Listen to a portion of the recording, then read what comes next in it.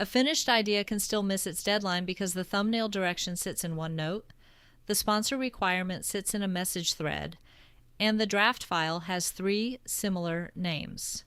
The creator is not short on effort. The operation has no evidence trail. Continuing that way turns every project into a search mission, and the cost shows up as late posts, rushed edits, repeated decisions, and creative energy spent proving what already happened. The mechanism here is the Evidence Rail Hub, a creator operations hub where every active project carries visible proof for its next handoff. The practical output is a rail board that shows the current evidence object, the owner, and the next action for each project. The first diagnostic question is simple. What evidence moves the next handoff? Disorganization usually survives because creators treat it as a storage problem. They add another folder, another tracker, or another app, then expect discipline to hold the system together. The deeper cause is not storage. It is missing proof at the moments where work changes state. An idea becomes a brief. A brief becomes a recording plan. A recording becomes an edit. An edit becomes a scheduled release.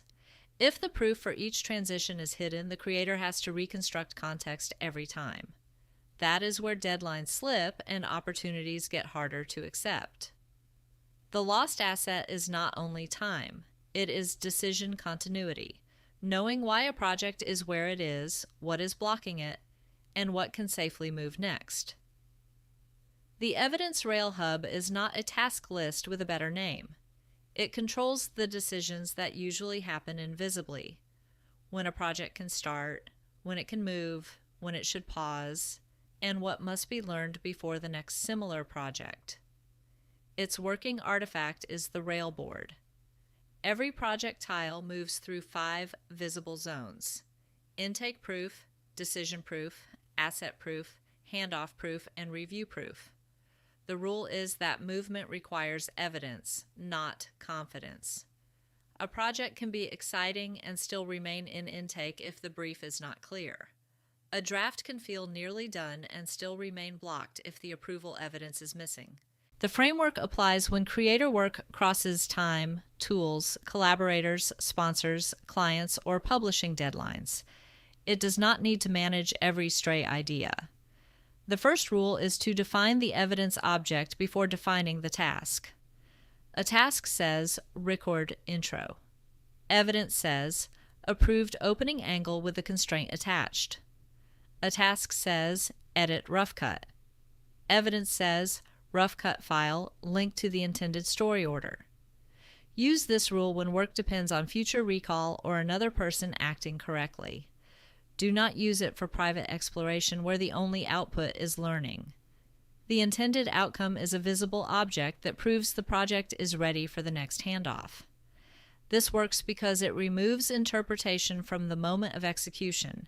It fails when the evidence object is so vague that anyone could claim it exists. The decision changes from, what should I do now, to what proof is missing for movement. The second rule is to centralize handoff evidence, not every working tool. Creators often lose weeks trying to force writing, editing, publishing, sponsorship notes, and analytics into one perfect platform. That creates a new problem. The hub becomes heavy enough to avoid. The selection criterion is narrower. If a tool produces evidence that changes a handoff, the evidence belongs on the rail board. The full workspace can stay where it works best. This trade-off matters. Centralization gives clarity, but too much centralization creates friction and stale records. The midpoint self-audit is practical. Choose one active project and locate its current evidence object, owner, and next handoff in under 2 minutes. If any part is missing, the project is not operationally ready. Consider a solo YouTube creator with a sponsored tutorial due Friday. The visible constraint is a brand review step that must happen before the final edit.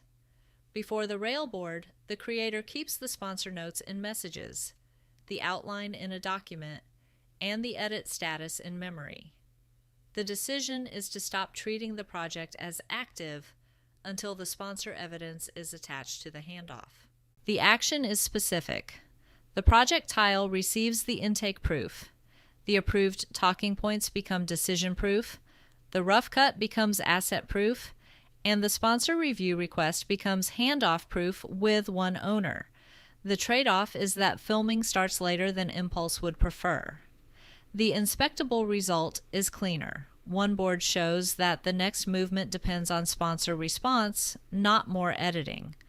The takeaway is that evidence prevents premature work. A strong operations hub can become too rigid if every spark has to become a project. The third rule is to keep a flex lane.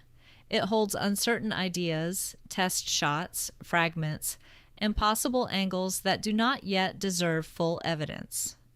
The boundary is clear. The flex lane is not allowed to carry deadlines, collaborators, client promises, or sponsor obligations. Once an idea takes on consequence, it must enter the rail and answer the diagnostic question again. What evidence moves the next handoff? This rule works because creativity needs a low-friction place to roam, while operations need a high-clarity place to commit. It fails when the flex lane becomes a hiding place for overdue work. The decision changes from forcing every idea into structure to protecting structure for work with real consequences. A freelance consultant publishes weekly analysis to attract clients while also delivering paid projects. The plan is to publish a short insight on Wednesday, but a client call changes the core claim. The visible constraint is 2 hours of available production time and no room for a misleading post.